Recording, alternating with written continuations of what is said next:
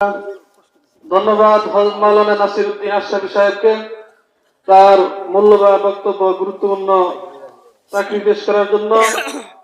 তো যেহেতু রাত অনেক হয়ে গেছে, এ পর্যায়ে আপনাদের সামনে আজকে বক্তব্য নিয়ে আসছেন আজকে সবার প্রধান আকর্ষণ, প্রধান বক্তা, সুদূর ভারত কলকাতা ভারত হতে আগত বিশিষ্ট আলেমে দ্বীন, মুফাসসিরে কোরআন হযরত মাওলানা মোহাম্মদ আব্দুল্লাহ আল মুজাহিদ। হযরত মাওলানা মোহাম্মদ আব্দুল্লাহ আল মুজাহিদ হুজুরকে এই মাহফিল কর্তৃপক্ষের পক্ষ থেকে গুরুত্বপূর্ণ কোরআন ও হাদিসের আলোকে তাকরীর পেশ করার জন্য সবিনয় অনুরোধ করছি।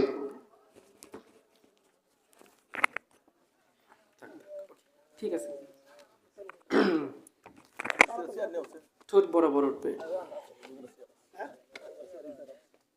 তুমি কই যাও? কি লাগবে তোমার? বড় বড় মুক্ত যাবে না, সামনে আগানো যাবে সবাই আগে না? ওকে, ঠিক আছে, দ্রুত করেন, সময় নেই এত। সাউন্ডে যান, একটা বক্স আমাদের ফিরাই দিন।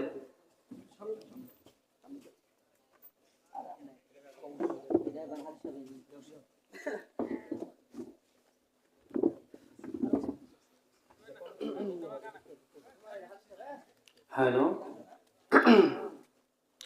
বসেন। ইকো কমন রিভাব বানান। রিভাব নাই? মিক্সার কত ওয়ার্ডের? মিক্সার আনেন নাই হুজুর? মিক্সার কোথায়? মিক্সার মনে হয় হুজুর আনেন। আজকে তো এমনি গন্ডগোল ছিল, হুজুর হ্যান্ডেল হারে হেলেছিল। তেল হারে হেলেছিল। আপনার কপাল ভালো। হ্যালো হ্যালো, গেছে গেছে আজকে আমার গলা। আছে কি এম আছে না?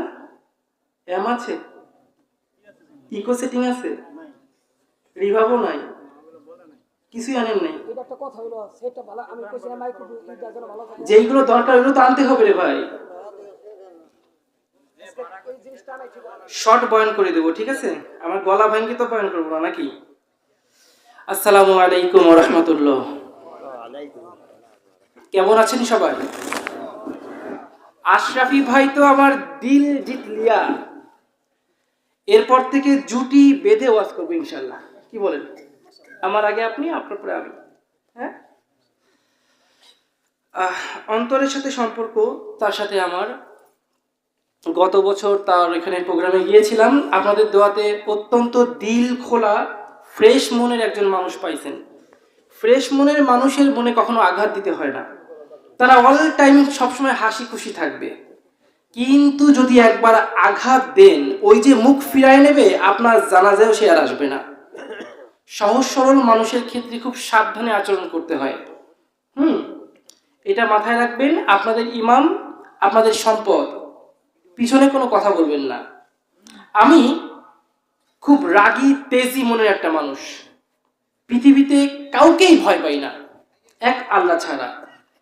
10 বছর বয়সে ইসলাম গ্রহণ করছি। তারপরে দেখলাম হুজুর, যদি খালি মাইল খাইয়ে যাই তাহলে এতদিনে শেষ হয়ে যাইতাম। কথায় আছে না, সবল মারো বা না মারো, ফোঁস করে ওঠো। ওই ফোঁস করা ওঠা আমি 10 বছর বয়স থেকে শিখে গেছি। এত পরিমাণ আঘাত পেয়েছি মানুষের কাছ থেকে। তো আমি জুমার নামাজ পড়াচ্ছি। জুমার নামাজ আমি সাধারণত কোনো মসজিদে খেদমত করি না, এই মাহফিলই করি। আর সব মাহফিলে আপনাদের দোয়াতে প্রধান হিসেবে মাহফিল রাখি, অন্য কোনো মাহফিল রাখি না। কেন? পাওয়ারের প্রয়োজন আছে, পজিশনের প্রয়োজন আছে। কি করলাম, আমি খুতবা পড়াচ্ছি। খুতবার মধ্যে সুদের সাবজেক্ট থাকে না? থাকে। খুতবার আগে সুদ নিয়ে তো গরম বয়ান দিছি। যেই খুতবায় দাঁড়াবো ঠিক তার আগে ওই মসজিদের ক্যাশিয়ার উঠে বলছে, হুজুর আমার স্ত্রীর নামে বাজে কথা বললেন। আমি তো টাস্কি খেয়ে গেছি। আরে আপনার স্ত্রী কুরআন হাদিসে কোথায় লেখা আছে যে আপনার স্ত্রীর নামে আজে বাজে কথা বলবো? বলেন ওই যে মাঠে মাঠে চড়ায় বেড়ায়, মানে ওনার স্ত্রী আশা সমিতি মাঠে মাঠে ফিল্ড অফিসার আছে না, টাকা কালেকশন করে বেড়ায়, ওনার স্ত্রী এটা করে। আমি বললাম মুখ সামলায় কথা বলবেন, আপনাদের মন রক্ষা করার জন্য আমি মুসলমান হই নাই, হক কথাগুলো মুখের উপর টাস টাস করে বলে দেব এই জন্য মুসলমান হয়েছি। এই বলে বাঁধলো ঝগড়া। লাস্টে এক পর্যায়ে ওই খুতবার বইটা রাইখে আমি মসজিদ থেকে হাঁটা, তোমাকে নামাজ তোমরা বুঝে নাও। ওই যে সারলাম মসজিদ, আর কখনো মসজিদে নামাজ পড়ি নাই, মানে পড়াই নাই আর কি। আল্লাহ, তো এমনটা করবেন না। আমরা কোরআন হাদিস থেকে কথা বলবো, আপনার গায়ে যদি লাগে তবে বুঝতে হবে আপনি কোরআন হাদিসের পথে নাই, ঠিক কি না? 16টা বছর তো মুখটাকে দাবায় রাখছিলেন, 16 বছর ধরে একটা কনসার্ট বন্ধ হয় নাই এই দেশে, ঠিক কি না? নাচ গানের আসর তো বন্ধ হয় নাই, বন্ধ হইছে আমাদের তাফসির গুলা। কেন তাফসির বন্ধ করে, কেন ওয়াজ মাহফিল বন্ধ করে, কেন? আমাদের মুখটাকে বন্ধ করার জন্য। কারণ আমাদের মুখ বন্ধ করতে পারলেই বড় বড় বোতল খাওয়া যায়, আমাদের মুখটা বন্ধ করতে পারলেই দেশের টাকা বাইরের দেশে পাচার করা যায়, আমাদের মুখ বন্ধ করতে পারলেই থাকবে এই দেশে, প্রেম করবে ওই দেশে, এমনটা করা যায়। 14 বছর আগে একজন আল্লামা বলেছিলেন এমন একটা সময় আসবে যে এই সরকারকে পালিয়ে দিল্লির কোলে গিয়ে উঠতে হবে। বাস্তব হইছে না? বাস্তব হইছে না? আল্লাহ, আমি ক্যালকুলেশন করে দেখলাম নরেন্দ্র মোদী, এদেশের বিগত সরকার, দুজনের দেশ চালানোর ফর্মালিটি একই রকম, ফর্মালিটি একই রকম। আমার মনে হয় প্রতিদিন সকালে ফোনে ফোনে কথা হয় তাকে, কেমনে কেমনে দেশ চালাবো, না হলে এত হুবহু ফটোকপি কেমনে হয়? নরেন্দ্র মোদী আমার দেশের প্রধানমন্ত্রী, উনি কি কাফের? উনি কি এবং জঙ্গিবাদী। সে তো মুসলমানের উপর অত্যাচার করবে, এটাই তো স্বাভাবিক, তাই না? কিন্তু আপনি তো মুসলমান, আপনি কি করে 16 কোটি মুসলমানের বুকে গুলি চালালেন? আপনি তো মুসলমান, আপনার টার্গেট কি হবে? আলেমরা হলো। তার মানে বুঝতে হবে আপনার মুখেই শুধু ইসলামের কথা, অন্তরে ইসলাম নাই। অন্তরে যদি ইসলাম থাকতো তবে আপনার প্রতিটা কর্মকাণ্ড ছিল ইসলামের বিরুদ্ধে, প্রতিটা কাজ ছিল ইসলামের বিরুদ্ধে। গত বছর যখন এই দেশের সরকার পতন হয় নাই, তখন প্রতিটা প্রোগ্রামে মাহফিলে আমি বিগত সরকারকে কাফের ফতোয়া দিয়ে গেছি। আমার তো ভাই মরার ভয় নাই, আছে নাকি মরার ভয়? মরলে কি শহীদ, বাঁচলে গাজী। শহীদি মৃত্যু নিয়ে আজকে কথা বলবো ইনশাল্লাহ। থাকবেন তো? সাথে থাকবেন তো? গরম বয়ান দিব, সমস্যা নাই, কিন্তু সেই জন্য শেষ পর্যন্ত থাকতে হবে। যারা চলে যাওয়ার চলে যেতে পারেন, যারা থাকার তারা থাকবেন। যেটা বলতেছিলাম, অত্যন্ত পরিতাপের বিষয়, 16 কোটি মুসলমানের দেশে আজকে 16 কোটি মুসলমানই সংখ্যালঘু, ঠিক কিনা? আওয়াজ নাই? ঘুমাই গেছেন? কষ্ট হচ্ছে? শীতে কি জমাট বেঁধে গেছেন? কে কে যাবেন হাত তোলেন তো। এই টাঙ্গাইলবাসী তো খুব সচেতন। হ্যাঁ, গতকালকের প্রোগ্রামে একজনও হাত তোলে নাই, সরকার চালাক বানাই দিচ্ছে। আপনারা সামনের গ্যাপটা পূর্ণ করে বসবেন, কারণ শয়তান বসে আপনাদেরকে ইয়ে করবে। সামনে চলে আসেন। স্টেজ কে পরিচালনা করতেছেন? স্টেজে কে আছেন? আপনি আছেন? একটু পানি লাগবে।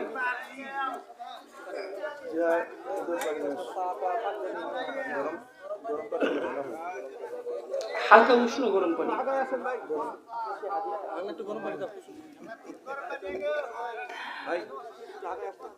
একটু সামনে আগে আসেন প্লিজ। সামনে জিকিরে তাড়াতাড়ি আসবেন। লা ইলাহা, চলে আসেন চলে আসেন। লা ইলাহা, লা ইলাহা ইল্লাল্লাহ, লা ইলাহা ইল্লাল্লাহ, লা ইলাহা। ওই জায়গাটায় কি হয়েছে? এখানে কি কুমির? ও জায়গা গরম হয়ে গেছে না? আচ্ছা আচ্ছা, বসেন বসেন। আল্লাহ, অত্যন্ত দুঃখ আর পরিতাপের সাথে বলতে হয়, এই দেশের বিগত সরকারের আমলে আমরা দেখেছি নষ্ট মহিলা যারা পাপিয়া পরিমণি তাদেরকেও জেলে নেওয়া হয়েছে, কিন্তু তাদের হাতে হাত করা নাই, হাতে মাজায় দড়ি নাই। অথচ আলেমদের হাতে হাত করা পরিয়ে মাজায় দড়ি দিয়ে টেনে হেসে ওই জেলখানায় নেওয়া হয়েছে। এত বড় স্পর্ধা তাদের কে দিয়েছিল? ডান্ডাবেরি পরিয়ে, হেলমেট পরিয়ে, সঙ্গে বুলেট প্রুফ জ্যাকেট পরিয়ে আমরা দেখেছি তাদেরকে নিয়ে যাওয়া হয়েছে। জানেন কাহিনী কি? কাহিনী হচ্ছে মিডিয়ার সামনে এটাই প্রমাণ করবে এরা বিশাল বড় জঙ্গিবাদী। এরা কি বিশাল বড় জঙ্গিবাদী। অথচ খোঁজ নিয়ে দেখেন, আমরা যারা কওমিতে পড়েছি আমরা কোনোদিন সামান্য ঝগড়া করার তালিমও শিখি নাই। আমাদের রুলস অ্যান্ড রেগুলেশন ছাত্র বয়স থেকেই তাকওয়াশীল এবং নম্র ও ভদ্র।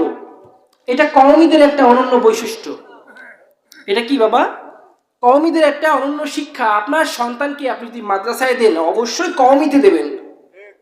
আর যদি মনে করেন যে স্কুলে পড়াবেন, তাহলে স্কুলেই পড়াবেন, না কওমি মানে না মাদ্রাসা না স্কুল, মাঝখানে ভর্তি করাবেন না।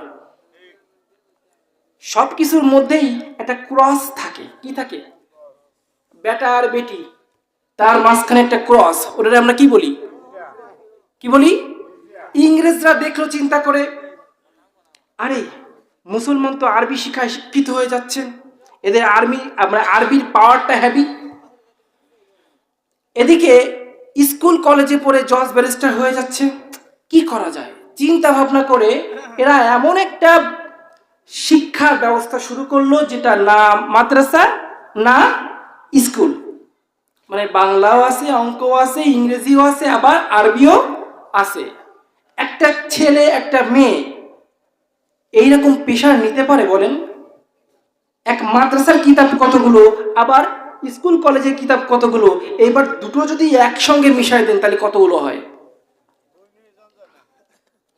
ফলে আমি আলিয়া মাদ্রাসার কথা বলছি। আলিয়া মাদ্রাসায় পড়লে আমল থাকে না। আমি নিজেই কিন্তু এর ভুক্তভোগী। আমি নিজেও ভর্তি হয়েছিলাম সার্টিফিকেটের লোভে। 2টা প্রেমের প্রস্তাব পাইয়ে ছাড়িয়ে দিছি।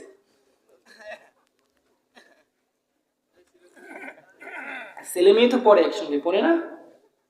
হ্যাঁ, বোরকা পড়ুক বা না পড়ুক, ওরা তো মাইয়ে। স্কুল কলেজে বোরকা পড়ে না, আর এরা বোরকা পড়ে। বোরকা পড়লে কি ও মানে অদৃশ্য হয়ে যায় নাকি দৃশ্যমান হয়? একটা কালো পেতনি যদি বোরকা পড়ে তারও তো সুন্দর লাগে, ঠিক কিনা? কালো পেতনি, যার দিকে কেউ তাকাবে না, ও যদি বোরকা পড়ে তখন কি ও লালো না, ঠিক কিনা? এই জন্য যদি ছেলে মেয়েকে মাদ্রাসায় পড়াতেই হয়, তবে কোথায় পড়াবেন বাবা? কওমিতে পড়াবেন। আর জজ ব্যারিস্টার করতে চাইলে স্কুলে পড়াবেন। মাঝখানে দেবেন, ওটা কিছু হতে পারবে না, 2-1টা হয়, এছাড়া কিছু হতে পারবে না। আলোচনায় ফিরব।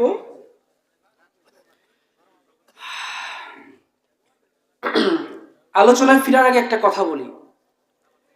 আমি যখন 10 বছর বয়সে ইসলাম গ্রহণ করি, তখন থেকে আমার উপর একের পর এক নির্যাতন আসছে।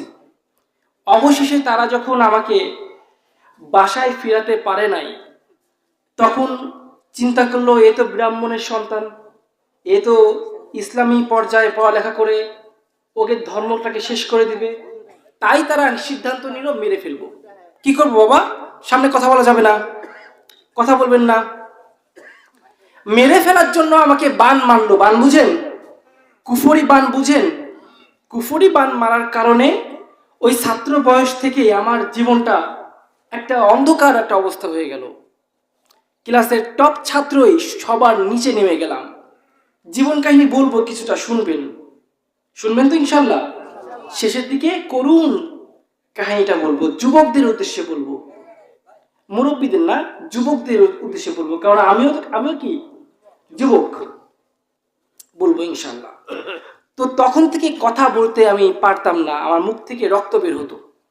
বিশেষ করে এখনো যদি কোরআন তেলাওয়াত করি আমার গা হাত পায়ে যন্ত্রণা শুরু হয়ে যায়, ওই যে কুফুরি বান এখনো রয়ে গেছে।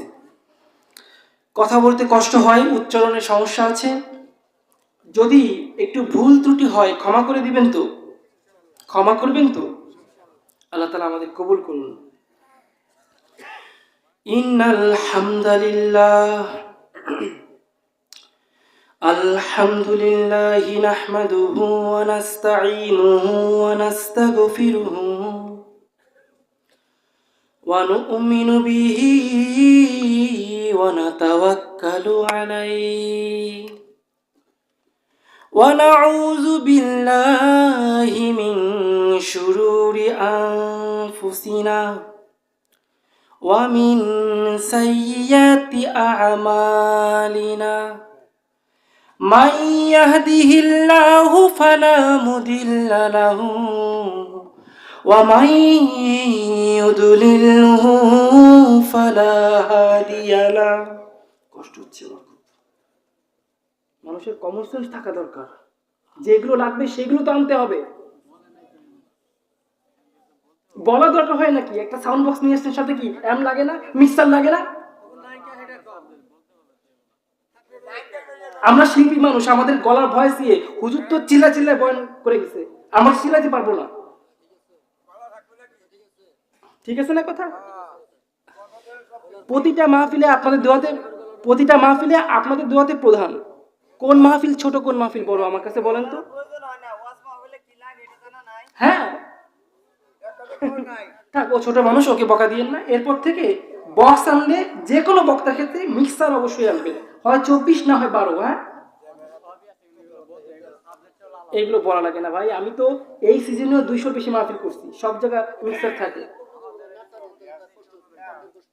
এটা হয় না। আমাদের বক্তাদের জন্য খাওয়া দাওয়া টাকা পয়সা সবচেয়ে বড় জরুরি হচ্ছে সাউন্ড। সাউন্ড খারাপ হবে আমরা শেষ, ঠিক না? নেক্সট টাইম খেয়াল রাখবেন, কারণ একটা মাহফিল মিস হয়ে গেলে, প্রধান না আসলে মাহফিল চলে। আজকে আমি না আসলে আপনাদের অবস্থা কি হইতো? এই কমিটির অবস্থা কি হইতো?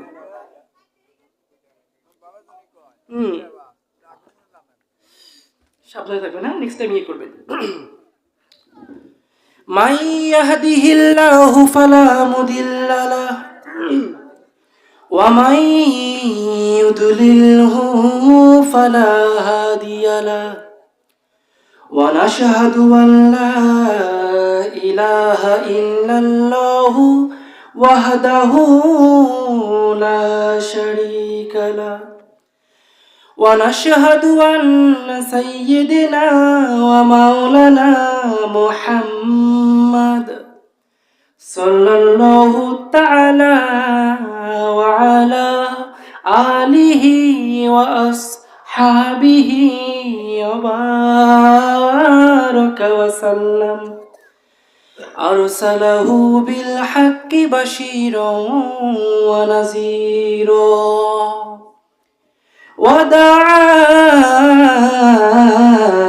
وداعيا إلى الله بإذنه وسراجا منيرا.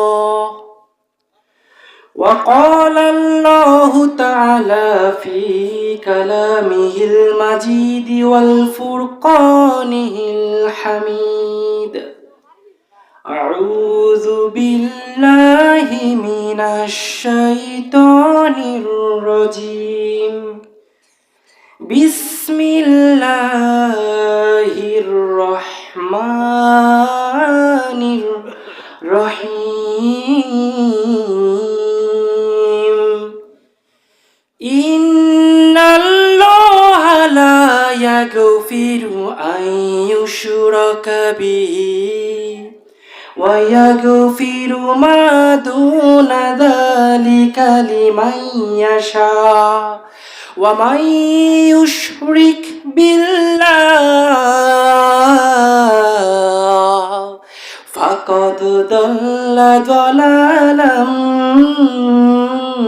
بعيدا صدق الله العظيم وصدق رسوله النبي الكريم ونحن على ذلك لمن الشاهدين والشاكرين والحمد لله رب العالمين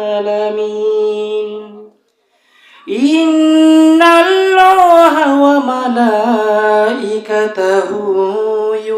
يصلون على النبي يا أيها الذين آمنوا صلوا عليه وسلموا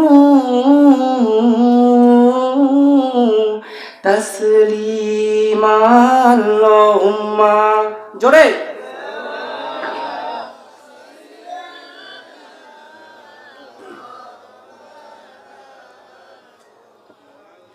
وعلى آل سيدنا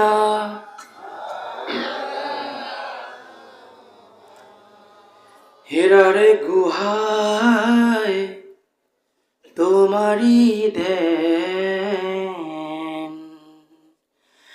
আসমান থেকে নামে আল কোরআন হেরারে গুহায় তোমারি দেন আসমান থেকে নামে আল কোরআন বেশ বানান ভাঙলো সবার ভুল তোমারি পরে আসলো সবাই ছায়া তলে হে রাসূল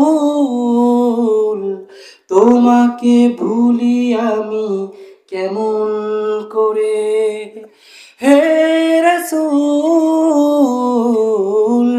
তোমাকে ভুলি আমি কেমন করে আল্লাহুম্মা সাল্লি আলা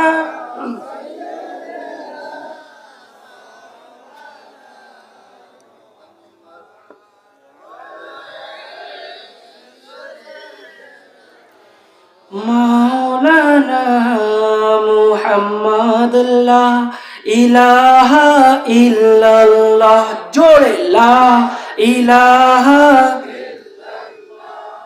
লা ইলাহা ইল্লাল্লাহ মুহাম্মাদুর রাসূলুল্লাহ লা ইলাহা ইল্লাল্লাহ মুহাম্মাদুর রাসূলুল্লাহ সাল্লাল্লাহু।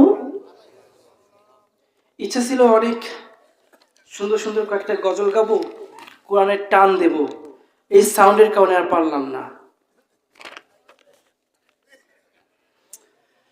আউশনারা কালাপাহাড় পুরাতন জামে মসজিদের উদ্যোগে মধুপুর টাঙ্গাইল বার্ষিক ওয়াজ মাহফিল আজ 2 ডিসেম্বর 24 সালের সম্মানিত সভাপতি হজরত মাওলানা শেখ শহীদুর রহমান, সহসভাপতি হজরত মাওলানা মুফতি মুহাম্মদ মুফাজ্জল হোসেন, আমন্ত্রিত ওলামায়ে কিরাম, আমাকে রাখা হয়েছে প্রধান বক্তা।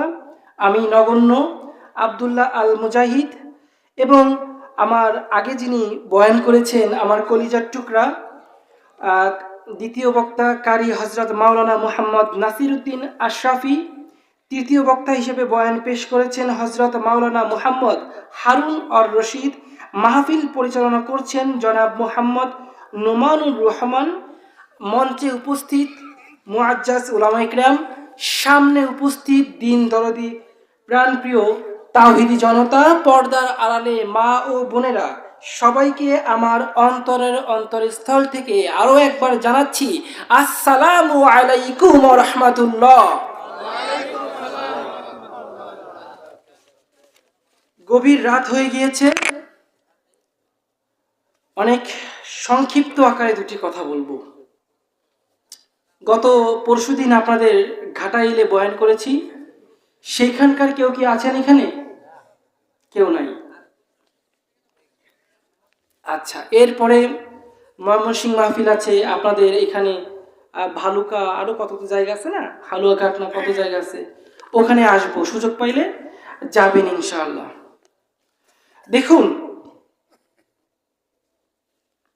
যুগে যুগে যখনই পুরো পৃথিবী বাতিলের ছায়ায় অন্ধকার হয়ে গিয়েছে, সাথে সাথে কেউ না কেউ হকের ঝান্ডা নিয়ে আলোক বর্তিকা হিসেবে দুনিয়াতে আবির্ভাব হয়েছে, ঠিক কিনা? যখনই ফেরাউন এসেছে, মুসাও কিন্তু এসেছে, ঠিক কিনা? যখনই আবু জেহেল এসেছে, মুহাম্মদও এসেছে। সমগ্র পৃথিবী দুইটা ভাগে যেন আজ বিভক্ত হয়ে যাচ্ছে। এক ভাগ চলে যাচ্ছে কোরআনের পক্ষে, আর এক ভাগ কোরআনের বিরুদ্ধে। এক ভাগ তাওহীদের পক্ষে, আর এক ভাগ তাগুতের পক্ষে। এক ভাগ কাফেরদের পক্ষে, আর এক ভাগ মুমিনের পক্ষে। এক ভাগ ফেরাউনের দলে, আর এক ভাগ মুসার দলে। এক ভাগ আবু জেহেলের দলে, আর এক ভাগ হযরত মুহাম্মদ সাল্লাল্লাহু আলাইহি ওয়াসাল্লামের দলে। আমরা কার দলে থাকবো? আমরা কার দলে থাকবো? রাসূলের দলে থাকবো। সফলতা শুধুমাত্র রাসূলের দলের মধ্যে, অন্য কোনো দলে সফলতা নাই। আপনি যখন অন্য কোনো দল করবেন, সেই দল আপনাকে জাহান্নামের দিকে নিয়ে যাবে। মহান আল্লাহ তাআলা যেদিন কিয়ামতের মাঠে সবাইকে একত্রিত করবেন, সেদিন আপনি এবং আপনার নেতাকেও ডাকা হবে, ঠিক কিনা? নেতাকে ডেকে বলা হবে, তুমি কেন ওদেরকে বলেছিলে অসহায়দের উপর জুলুম করতে? নেতা তখন বলবে, আমি তো তাদের কোরআন দিয়ে ডাকি নাই, আমি তাদের মাত্র এক প্যাকেট বিরিয়ানি দিছিলাম। দাম কত? এক প্যাকেট বিরিয়ানির দাম কত? 160 টাকা। ওই 160 টাকার বিনিময়ে দলে দলে সব মিছিলে জয়েন করেছে, ঠিক কিনা? আমি তো তাদের কোরআন দিয়ে ডাকি নাই, আমি তো তাদের ইসলামের মুখোশ পরে ডাকি নাই, আমি তাদের ডেকেছি কনসার্টে, তারা কনসার্টে এসেছে। দেশের টাকা নষ্ট করে জুতার ফিতার সমতুল্য যিনি না, তাকে জাতির পিতা করা হয়েছে, সেই দলে সবাই হাজির হয়েছে, ঠিক কিনা? ঠিক বলতে কষ্ট হয়, ঠিক বলতে কষ্ট হয়। কলিজা কি বাঘের নাকি মুরগির? মুসলমানের কলিজা কার? কার? বাঘের কলিজা। কার কলিজা? মুসলমান যে কথা বলবে, মুসলমানের প্রতিটা কথায় আসমান জমিন কেঁপে উঠবে, ঠিক কিনা? সময় এসেছে আমরা আমাদের পজিশন দেখিয়ে দেব, আমরা আমাদের পজিশন দেখিয়ে দেব। আমি ভারতের মানুষ, কিন্তু আমি কি? মুসলমান। আপনি কি? আমি ভারত হই বা আমেরিকা হই, আপনার সাথে আমার সম্পর্ক কি? ভাই ভাই। কি? আপনার আপন রক্তের ভাই যদি কানাডায় গিয়ে বাস করে, সে কি আপনার পর হয়ে যায়? আপনার আপন রক্তের ভাই আমেরিকায় চলে গেলে, সে কি আপনার পর হয়ে যায়? সৌদি আরবে গিয়ে চাকরি করে, সে কি পর হয়ে গেছে? তাহলে সমগ্র বিশ্বে যেখানে যেখানে মুসলমান আছে, আমরা সবাই একই সুতায় গাঁথা, ঠিক কিনা? কাঁধে কাঁধ দিয়ে দাঁড়াবো ইনশাআল্লাহ। আসছে ইমাম মেহেদী। কে আসছে? 2028 সালের মধ্যে আল্লাহ পাক নিজে জানেন ভালো মন্দ, তবে আশা করা যায় 24 সালে গাজওয়াতুল হিন্দ শুরু হইতে গিয়েও কিন্তু হয় নাই, বিশ্বযুদ্ধ শুরু হতে গিয়েও হয় নাই, কিন্তু অবস্থা দেখে মনে হচ্ছে 28 সালে কাহিনী ঘটে যাবে। 28 সালে কি হবে? দলে দলে আমরা ভারতের বিরুদ্ধে যুদ্ধ করব। আপনারা হবেন মুহাজির, যাবেন আমার দেশে, আমরা আপনাদের বুকে আগলে রেখে আমরা একসাথে যুদ্ধে ঝাঁপিয়ে পড়ব। থাকবেন তো সেই যুদ্ধে? থাকবেন তো সেই যুদ্ধে? একদিন এই রকম বিশাল জলসায় হুজুরে পাক সাল্লাল্লাহু আলাইহি ওয়াসাল্লাম পশ্চিম দিকে ফিরে দীর্ঘ নিঃশ্বাস নিচ্ছেন। সাহাবীরা দেখে বললেন, ইয়া রাসূলুল্লাহ, গলা গেছে।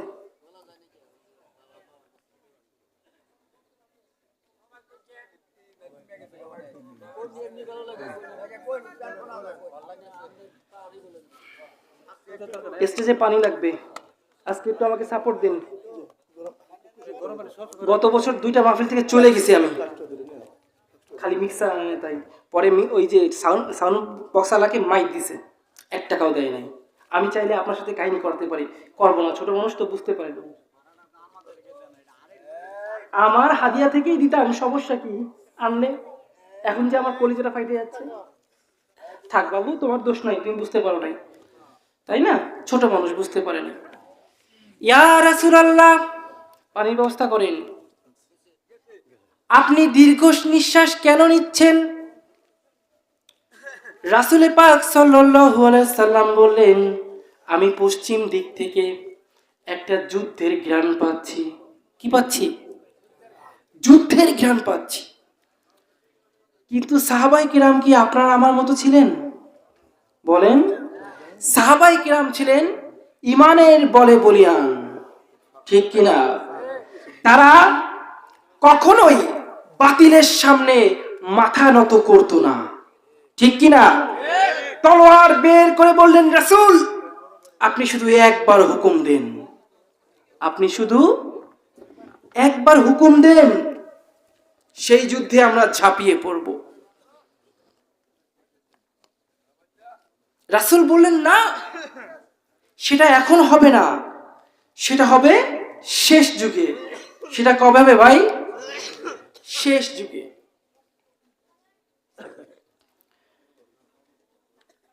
সাহাবীরা বললেন, কেন আপনি চিন্তা করছেন? সেদিন কি মুসলমান কম থাকবে? রাসূলে পাক বললেন, না, সেদিন মুসলমান তোমাদের তুলনায় 10 গুণ বেশি থাকবে। কিন্তু মুসলমান থাকবে, মুসলমানের ভেতর মুসলমানিত্ব থাকবে না। মুসলমান হবে নামধারী মুসলমান, গরু খাওয়া মুসলমান, সামনের আগা কাটা মুসলমান, মোষ রাখা মুসলমান, নামে মুসলমান, কামে তারা মুসলমান হবে না রে বাবা। ঘরে ঘরে ঘরে, এলাকায় এলাকায়, রাস্তার মোড়ে মোড়ে মসজিদ হবে। মসজিদে টাইলস করা থাকবে, মুজাহিদ করা থাকবে, লক্ষ টাকার ঝাড় বাটি থাকবে, এসি থাকবে, কন্ডিশন থাকবে, কিন্তু মুসল্লি থাকবে না। সেই দিন কাফেররা সুযোগ বুঝে মুসলমানদেরকে হত্যা করবে। মুসলমানের যুবকরা সেদিন সকালে উঠবে ধুম চালে গানের সুরে, ঘুমাতে যাবে কানে হেডফোন দিয়ে, আমার নামটাও মনে রাখবে না, আল্লাহকেও সিজদা করবে না। ওদের দেখে মনে হবে ওরা ইহুদি বা খ্রিস্টানদের সন্তান। প্রতিটা ধর্মের সন্তানরা নিজস্ব ধর্মের লেবাস পরে। কষ্ট লাগছে নাকি? এটাই বাস্তব। আজ পর্যন্ত দেখেছেন কি কোন হিন্দু দাড়ি টুপি পাঞ্জাবি পরে পুজো করছে? করে নাই? আমাদের এলাকায় তো করে না, আপনাদের এখানে করে? করে না। কোন খ্রিস্টান কি মসজিদে গিয়ে নামাজ পড়ে? আপনি মুসলমান, আপনি মুসলমানের সন্তান, হিন্দুদের মন্দিরে গিয়ে ডিজে পার্টি করেন। মিথ্যা বললাম? এই দেশে কয়জন হিন্দু আছে? মন্দিরে উপচে পড়া ভিড় কেমনে হয়? মুসলমানের সন্তানের ঠেলায় হিন্দুরা পুজো করতেও পারে না, এত ভিড় সেখানে হয়, ঠিক কিনা? আল্লাহর সাথে শিরকি করা হচ্ছে। আপনার তো কলিজা ফেটে যাওয়া উচিত। মন্দির ভাঙার পারমিশন আপনাকে দেওয়া হয় নাই, দেওয়া হয়েছে? তাদের মূর্তি ভাঙতে পারবেন? কিন্তু অন্তরে তো কষ্ট পাওয়া উচিত। যে শখকে, যে আদর করে মানুষকে আল্লাহ সৃষ্টি করলেন, সেই মানুষই আল্লাহর বিরুদ্ধে মূর্তি স্থাপন করে তাকেই সৃষ্টিকর্তা বানাচ্ছে। কষ্ট পাওয়ার বিষয় না? কিন্তু আপনি কষ্ট না পেয়ে ওই মন্দিরে গিয়ে ড্যান্স করলেন। আরে সেই বিট কি, বিটের ঠালায় তো কলিজাটা কাঁপে ওঠে। Tick, tick, tick, tick, tick. ঠিক কিনা? মজা লাগে না? হ্যাঁ, কিন্তু ওইখানে থাকবে ঘন্টার পর ঘন্টা ড্যান্স করে, আর দেখে সুন্দর কোন মাইয়া আছে। সুন্দর মেয়ের সামনে নিজের মুসলমান বলেও পরিচয় দেয় না, হিন্দু বলে প্রেম করে। আমি তো সারা দেশ চড়াই খাই, আমি তো জানি এইগুলা। আমি তো হিন্দু ছিলাম এক সময়, ওই টিক টিক দলের লোক ছিলাম। আমি জানি না এগুলা। আপনাদের এলাকায় মনে হয় মন্দির নাই, মন্দির আছে? সেই মন্দিরে মুসলমানরা যায়, প্রতিদিনই যায়। এটা আবার খুব মজা করে করছেন, প্রতিদিন যায়। মনে রাখবা মুসলমান, আমি ফতোয়া দিয়ে যাচ্ছি, আমি ডাইরেক্ট ফতোয়া দিচ্ছি। কোন মুফতি সাহেব পারলে সামনে এসে মোকাবেলা করেন, জেনে শুনে সজ্ঞানে। আজকের এই আওয়াজ যার কানে যাচ্ছে, এর পরেও জেনে শুনে সজ্ঞানে যদি কোনো মুসলমান হিন্দুদের মন্দিরে গিয়ে আনন্দ ফুর্তি করো পুজো উপলক্ষে, তার ঈমান থাকবে না, তার ঈমান থাকবে না। সে কাফের। সে কি? কাফের। আছে নাকি কোনো মুফতি সাহেব ফতোয়া দিবে আমার বিরুদ্ধে? ফতোয়া আরো আছে, দাঁড়ান। ভাইরা আমার, রাসূল আফসোস করে বলছেন সেদিন মুসলমান অনেক থাকবে, কিন্তু মুসলমানের মধ্যে মুসলমানিত্ব থাকবে না। আল্লাহ তাআলা বারবার কোরআনের মধ্যে বারবার বলে দিয়েছেন, ইয়া আইয়ুহাল্লাযীনা আমানু। কাফিরু কয় নাই, কি বলেছেন? আমানু, তোমরা যারা ঈমান এনেছো। বারবার ঘন ঘন এই কথাটা বলে বিভিন্ন রকম কর্মসূচি দিয়েছেন। কখনো বলেছেন একটা ব্যবসার কথা বলবো, যে ব্যবসা করলে হে ঈমানদারগণ তোমরা নাজাত পাবে। কখনো বলেছেন হে ঈমানদারগণ তোমরা ভয় করো আমাকে, তেমন ভয় করো যতটা ভয় করা দরকার। আবার কখনো হুঙ্কার ছেড়ে বলেছেন খবরদার মুসলমান না হয়ে কবরে আসবি না। আমি আয়াতগুলো বলছি পর্যায়ক্রমে। এই কথাগুলো কাকে বলছে? কাফেরদের নাকি আমাদেরকে বলছে? কেন আমাদের কি বলবে? কেন? আমরা তো ঈমান আনছি, বেশ কাম শেষ। ও আমার বাবারা, ঈমান আনা তো সহজ। ওই হিন্দু ভাইয়ের কাছে জিজ্ঞাসা করো, ওই হিন্দু ভাই নিজেও স্বীকার করবে উপরে একজন আছে, ঠিক কিনা? ওই খ্রিস্টান ভাই নিজেও স্বীকার করবে উপরে একজন আছে। কিন্তু হিন্দু ভাই উপরে একজন আছে স্বীকার করে ঠিকই, কিন্তু সম্পত্তির মালিক মনে করে লক্ষ্মীকে। কাকে মনে করে?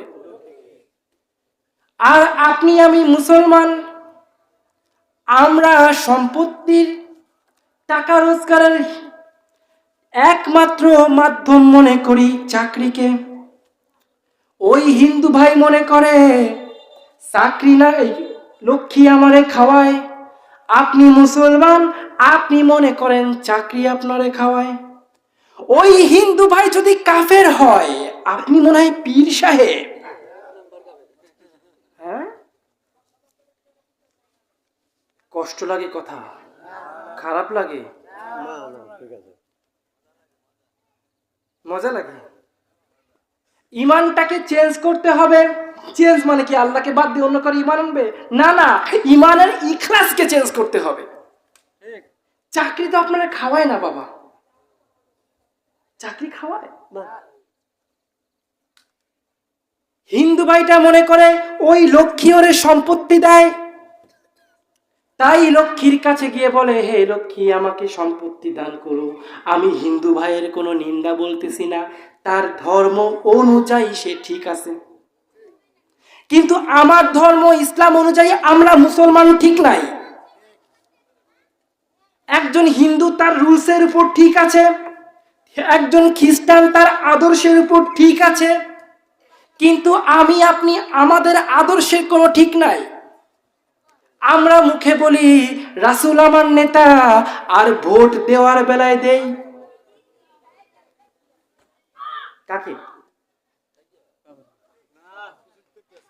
মুখে বললাম রাসূল আমার নেতা, ভোট দিলাম তাদেরকে। তারা ভোট পেয়ে 2 দিন আগে ছিল লুচ্চ, শেষরামি, গরু চুরি করে বেড়াইতো। আজকে আপনি তাদের ভোট দিয়ে মেম্বার বানাইছেন, চেয়ারম্যান বানাইছেন, মন্ত্রী বানাইছেন, এমপি বানাইছেন, এইবার সরকারি পর্যায়ে লুচ্চামি করে। আগে গরু চুরি করত, এবার ব্যাংক চুরি করে। ঠিক কিনা? তাহলে কি করলেন আপনি? রাসূলকে বললেন নেতা, রাসূলকে মানলেন নেতা, ভোট দিলেন কাকে? গণ্যমান্য জঘন্য ব্যক্তিকে। ওই বেচারা এলাকায় গরু চুরি করতে ভালো ছিল, আপনি তারে ভোট দিয়ে এবার সারা দেশে গরু চুরি করার ক্ষমতা দিয়ে দিচ্ছেন, তাই না? আহা মুসলমান, তুমি রমজান এলে রাখো না রোজা, দিনকে করো আঘাত, দিন দুঃখী না খেয়ে মরে, দাও না তো যাকাত। যাকাত দেয়, আরে যাকাতের ঠেলা। 50 টাকা, 150 টাকা দামের শাড়ি 1000 পিস, 150 টাকা দামের লুঙ্গি 1000 পিস দিয়ে জনগণকে, গরিব দুঃখী মানুষকে লাইনে দাঁড় করা দেয় নেতারা। ওই 100 টাকা দামের শাড়ি নেওয়ার জন্য পায়ের নিচে পিষে কত মানুষ মারা যায় না? খবর দেন না? লোক দেখানো এগুলো কি? তুমি রমজান এলে রাখো না রোজা, দিনকে করো আঘাত, দিন দুঃখী না খেয়ে মরে, দাও না তো যাকাত। তুমি ইমানদারের বড়াই করো, নেই তোমার ঈমান। তুমি কেমন মুসলমান, কেমন মুসলমান, তুমি কেমন মুসলমান? ঠিক না মুসলমান? নামাজের সাথে নাই পরিচয়, মানো না কোরআন, তুমি কেমন মুসলমান? তুমি নবীর উম্মত দাবি করো, সুন্নাহ মানো না, নবীর অপমানে তোমার হৃদয় কাঁদে না। আওয়াজ নাই মুখে, আওয়াজ কই গেল? এই দেশে জাতির পিতা, তার নামে দুটো কথা বললেই 24 ঘন্টায় ওয়ারেন্ট জারি হয়ে যায়। আমার ভারতের পার্লামেন্ট থেকে একের পর এক রাসূলকে অপমান করা হয়েছে, হয়েছে না? বিগত সরকার কোনো প্রতিবাদ করছে? যা করছে সাধারণ জনগণ। কেমন পার্লামেন্ট যেখান থেকে রাসূলের বিরুদ্ধে কথা বলেছে অথচ সামান্য নিন্দাও প্রস্তাব হয় না, বরং সরকারিভাবে ঘোষণা করা হয় যদি কেউ আওয়ামী লীগের ব্যানারে প্রতিবাদ করো তাকে বহিষ্কৃত করা হবে। হইছে না? এর থেকে কষ্টের বিষয় কিছু আছে? 16 কোটি মুসলমানের পার্লামেন্ট, সংসদ ভবন ছিল পাগলাগারদ, পাগলাগারদ। আমি দেখি তো, আমি খুব রিয়েলাইজ করি, খুব পড়াশোনা করি বর্তমান বিশ্ব নিয়ে। মমতাজ, ওরে মমতাজ, মমতাজ, সে আমাদের সিয়াসিটটা শিখাইতো। কি হুজুর, আপনারা আমরা 10-15 বছর ধরে সিয়াসিটটা ঠিক মতো পারি না, ও সব পারে। ওরে মমতাজ, আহ কি বলবো বলেন, কষ্টের কথা। এই দেশের সর্বোচ্চ পর্যায়ে সম্মানিত আমার ওস্তাদ, 2003 সালে আমি একটা বছর তার কাছে পড়ছিলাম, আহমদ শফি সাহেব। আহমদ শফি সাহেবকে তেতুল হুজুর বলে গালি দিয়েছে বিগত সরকার নিজেই, ঠিক কিনা? মেয়েদেরকে দেখলে মুখে জিহ্বায় পানি আসে তেতুলের মতো, এইটা তার কথা না, এইটা অন্য একজন কবির কথা, তিনি শুধু বলছেন। তাই তাকে তেতুল হুজুর বলে কি করা হয়েছে? অপমান করা হয়েছে। দেশের সর্বোচ্চ পর্যায়ে একজন ব্যক্তিত্ব তিনি, ঠিক কিনা? হাটহাজারী মাদ্রাসার প্রিন্সিপাল, ঠিক কিনা? আলেমদের শিরোমণি। আমরা কওমি মাদ্রাসায় যারা আছি, আমাদের মাথার মুকুট, তার সম্মানকে হানি করা হয়েছে। ওটা পার্লামেন্ট নাকি পাগলা গারদ? হ্যাঁ, আপনি জানেন করোনা এই দেশে সর্বপ্রথম কখন আসে? মার্চের 7 তারিখে করোনার প্রথম ধরা পড়ে। সরকারি পর্যায়ে সেটা গোপন করা হয়, কারণ মার্চের 23 তারিখে ছিল শতবার্ষিকী। কার? বাবার জুতোর ফিতার, ঠিক কিনা? শতবার্ষিকী পালন করবে তাই করোনার কথা প্রকাশ করে নাই। করোনার কথা প্রকাশ করলে শহরে শহরে এলাকায় এলাকায় তো তার শতবার্ষিকী পালন করা যাবে না, ঠিক কিনা? একমাত্র ওই কারণেই এই দেশে কিছু মানুষ আরো বেশি মারা গেছে। বিগত সরকার এই দেশের মানুষের জান মালের কোনো তার দায়িত্বই ছিল না। এই দেশের মানুষ মরলো না বাঁচলো, খাইলো না না খাইলো, তার তাতে কিছুই যায় আসে না। এর থেকে আমার নরেন্দ্র মোদী শত গুণে ভালো। নরেন্দ্র মোদী হিন্দু হয়ে হিন্দুর সাথে গাদ্দারি করে নাই, এ মুসলমান হয়ে মুসলমানের সাথে গাদ্দারি করেছে, ঠিক কিনা? নিজের দেশকে বিক্রি করে নরেন্দ্র মোদী অন্য দেশের কাছে মাথা নত করে নাই। আর এই দেশের 16 কোটি মানুষকে জিম্মি করে দিয়ে গোলাম বানানোর চেষ্টা করা হয়েছিল ভারতকে। মনে রাখবা মুসলমান, আমার বাংলাদেশে যা আছে তাই খেয়ে আমরা বেঁচে থাকবো, নাই খাবো না, কিন্তু তবুও ভারতের গোলামিতে মাথা নত করবো না। না খেয়ে থাকার অভ্যাস তো প্রতি বছর একবার করে ট্রেনিং দেয় আল্লাহ, দেয় না? কেন ট্রেনিং দেয়? সারাদিন না খেয়ে থাকবা, কেন ট্রেনিং? এ তো মুজাহিদ ট্রেনিং, ঠিক কিনা? এক গ্লাস পানি খেতে পারবা না, স্ত্রীর কাছেও যেতে পারবা না, স্পর্শ করতে পারবা না। এটা কিসের ট্রেনিং? মুজাহিদ ট্রেনিং। হে মুসলমান, যদি ঘরে খাবার না থাকে, না খেয়ে থাকার অভ্যাস করো, তবু মাথা নত করতে পারবা না, স্ত্রীর কাছেও মাথা নত করতে পারবা না। এটা ট্রেনিং।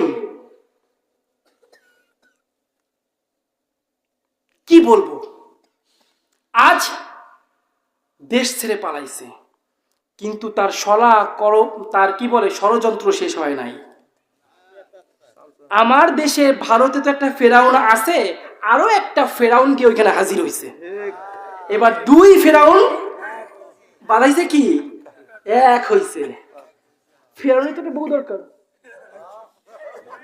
ফেরাউনের বউ লাগবে না? আসিয়া তো নাই, আসিয়া জায়গাটা পূরণ করবে কি? মুসা আসছে সামনে ইমাম মেহেদীর রূপ নিয়ে, ফেরাউন পালানোর রাস্তা খুঁজে পাবে না। কিন্তু আমরা যুবকরা কি সেই যুদ্ধে যাওয়ার জন্য প্রস্তুত? প্রস্তুত?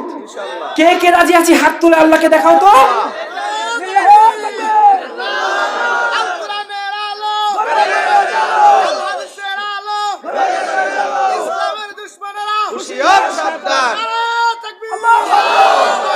হয় খেলাফত, না হয় শাহাদাত। বাঁচলে সিংহের মতো একদিন বাঁচবো, শকুনের মতো 1000 বছর বাঁচতে চাই না। মুসলমান কারো কাছে মাথা নত করে না। তার তার মাথা আপনি কেটে দিতে পারেন, কাটেন, তবুও মাথা নত চলবে না। ইব্রাহিমকে বাধা হইছে বিশাল, কি বলে ওটাতে, শুলে আগুনে ফেলাবে। জিব্রাইল এসে কয়, হুজুর আপনি একটু আমারে কন, আমি আগুনটাকে নিভাই দিচ্ছি। ইব্রাহিম কি বলে? আলাইহিস সালাতু ওয়াস সালাম বলেন, সম্মান নিয়ে কথা বলেন, আলাইহিস সালাতু ওয়াস সালাম। আমার আল্লাহ নাই, চোখে দেখে না, তুমি কি না? কে বলছে কথাটা? সামনে কি আগুন, 40 দিন পর্যন্ত সেই আগুন জ্বালানো হয়েছে। কত ভয়ঙ্কর আগুন, ঠিক কিনা? কিসের পরিচয় দিলেন তিনি? ইমানের পরিচয়, মুসলমানের। জাতির পিতা কি এমনি এমনি হইছে? জাতির পিতা কি এমনি এমনি হওয়া যায়? দেশের মানুষকে লুণ্ঠন করে 72 সালে কি বলে দুর্ভিক্ষ হয়েছিল এই দেশে, একমাত্র এই পরিবারের চুরি চেষ্টামি করার কারণে। একে তো যুদ্ধ বিধ্বস্ত দেশ, যা ছিল ভারত তাও চুরি করে নিয়ে গেছে। এই দেশকে সাহায্য করার নাম করে যা ছিল ভারত তাও নিয়ে গেছে। উনি আইসে যা ছিল তাও পকেটে ভরছে। উনি কে? শেখ মুজিবুর রহমান। কে? উনি এসে এক নায়কতন্ত্র কায়েম করলো, এক নায়কতন্ত্র কায়েম করলো। এই দেশে আর কেউ ক্ষমতায় আসতে পারবে না, উনি একাই 100। তৎকালীন সময়ে জাসদের 10,000 মানুষকে হত্যা করা হয়েছে, বিরোধী দল। এই কথাগুলো মিথ্যা বলছি না। আপনি মেজর ডালিমের লেখা, তাজউদ্দিনের লেখা বইটা পড়েন, আমার দেখা শেখ মুজিব এই বইটা পড়েন, নেতা ও পিতা এই বইটা পড়েন, সব লেখা আছে সেখানে। আমি একটা প্রশ্ন করতে চাই, এতই তো মুক্তিযুদ্ধের বাণী আর 16 বছর ধরে আমাদের খাওয়ানো হলো, শেখ পরিবারের লোকজন তখন কই ছিল যুদ্ধের সময়? কোথায় ছিল তারা? পাকিস্তান তো সবাইকে গণহত্যা করেছিল, শেখ মুজিবকে কেন এত জামাই আদর করলো?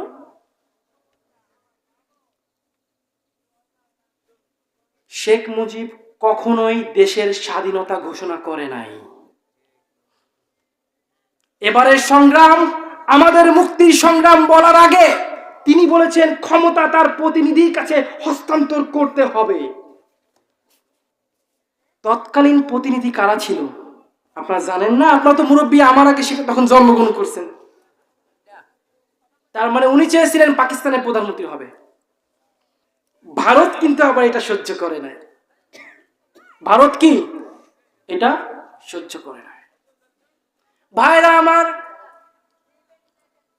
এই পৃথিবীতে যখনই বাতিল এসেছে তখনই আলোকবর্তিকা হয়ে নবী রাসূলের আগমন ঘটেছে, ঠিক কি না? আজ সারা পৃথিবীতে মুসলমান মার খাচ্ছে না? আসবে একজন। কে আসবে? ইমাম মাহদী। কে আসবে? গাজওয়াতুল হিন্দ কিন্তু সামনে ভাই, এখনো সময় আছে। যারা সিগারেট খান খাওয়া বন্ধ করুন, যারা মদ গাঁজা খান খাওয়া বন্ধ করুন, নিজের যত্ন নিন। আপনার, হে যুবক, আপনার হাতেই তো ইসলামের পতাকা উড়বে। আপনি যদি নিজেকে ভেঙে চুরে তছনছ করে ফেলান, ইসলামের পতাকা ধরবে কে? হানজালা রাদিয়াল্লাহু তাআলা আনহুর কথা জানেন? যুদ্ধের ময়দানে তার ডান হাতে ছিল পতাকা, কাফেররা তার ডান হাত কেটে দিলে তিনি বাম হাতে পতাকা ধরলেন। বাম হাত কেটে দিল, তিনি মুখ দিয়ে সেই পতাকাকে আঁকড়ে ধরলেন। এরপরে যুদ্ধ যখন শেষ হয়ে গেল, স্টেজে এত ঘন আসা যাবে না, আমি ডাকলে আসবে। ওটা নিতে বলছি, পানি উষ্ণ গরম আছে। এরপরে তিনি যখন পতাকা মুখ দিয়ে ধরল, গলাটাও কেটে ফেলা হলো। যুদ্ধ যখন শেষ হলো, রাসূল বললেন, যাও শহীদ যারা হয়েছে তাদের লাশ একত্রিত করো। সাহাবীরা লাশগুলো একত্রিত করতে লাগলেন। দূর থেকে দেখা যায় কালেমার পতাকা উড়ছে। সাহাবীরা ছুটে গেল, চিন্তা করলো কেউ হয়তো বেঁচে আছে যে এখনো পতাকাটাকে ধরে রেখেছে। কে সে? ছুটে গেল তার দিকে, গিয়ে দেখে একটা হাত এখানে পড়ে আছে, হানজালার আরেকটা হাত ওই দিকে ছিটকে পড়ে আছে, দেহটা এখানে পড়ে আছে। হানজালার মাথা কোথায়? খুঁজতে খুঁজতে পতাকার সামনে গিয়ে দেখে হানজালা দাঁত দিয়ে কামড় দিয়ে ধরে রেখেছে, আর মাথাটা মাটিতে পড়ে আছে, তবু পতাকাটাকে মাটিতে পড়তে দেয় নাই। সেই যুবক তুমি গাঁজা খাও, সেই সাহাবীদের উত্তরসূরি তোমরা নিজেকে তিলে তিলে শেষ করে দিচ্ছ।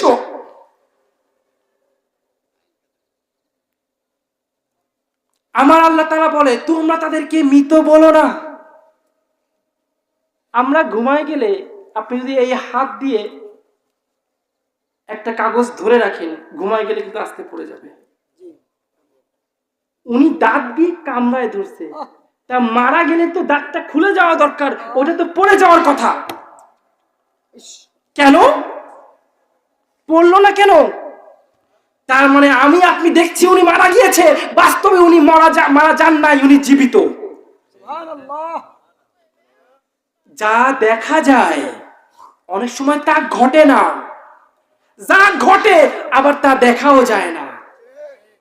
মুসলমানের প্রথম পরিচয় হচ্ছে আল্লাযীনা ইউমিনুনা বিল গায়ব, অদৃশ্যকে বিশ্বাস করো। আমি আল্লাহ বললাম ওরা জীবিত, তুমি এটাকে বিশ্বাস করো। আমি আল্লাহ জানি কবরের মধ্যে কি ঘটে কি ঘটে না, তোমরা তা জানো না। গায়েব মানে কি? অদৃশ্য মানে কি গায়েব না।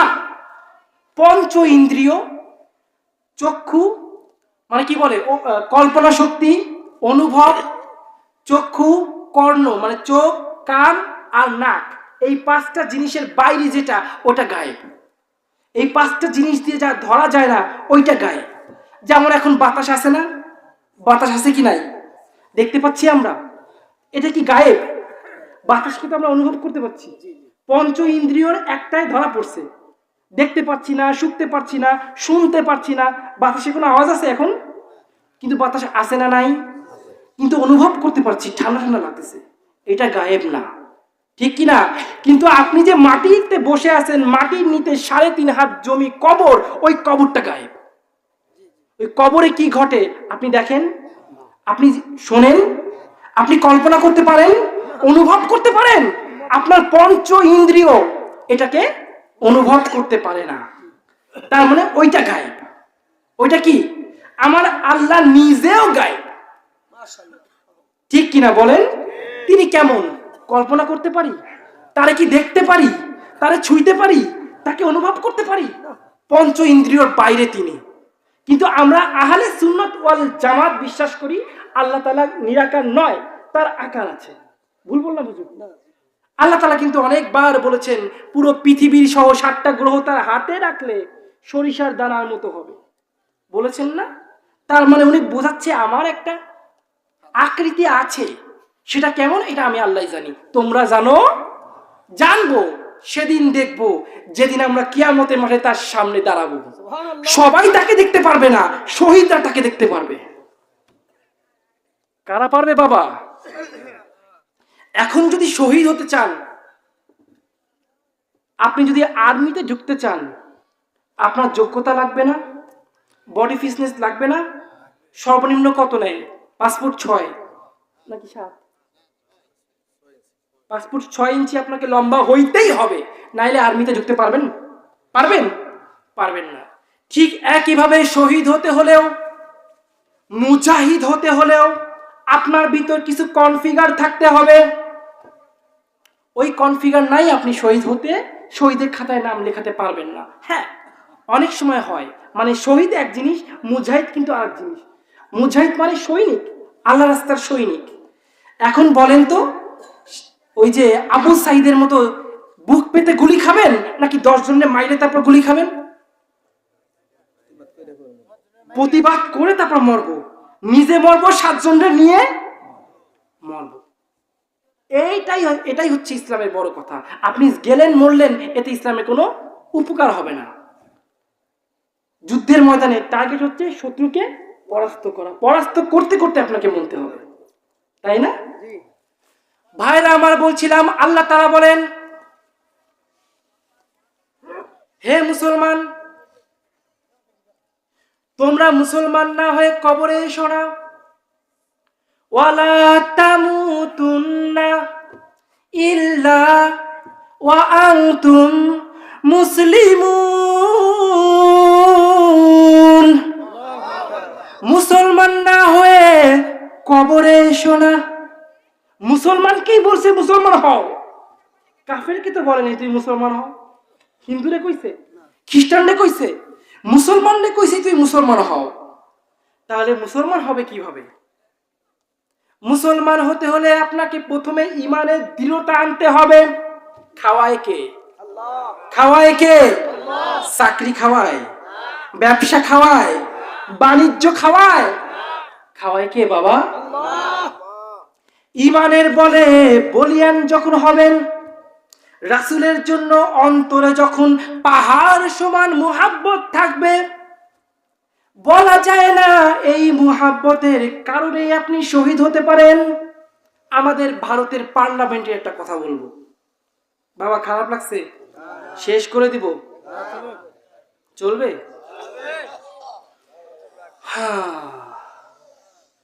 दुनिया में हो दुनिया का तलबगार न हो, बाजार से गुजार हो खरीदार न हो। ए दुनिया के मिसिले कागज फूल है, ए दुनिया के मिसिले कागज फूल है।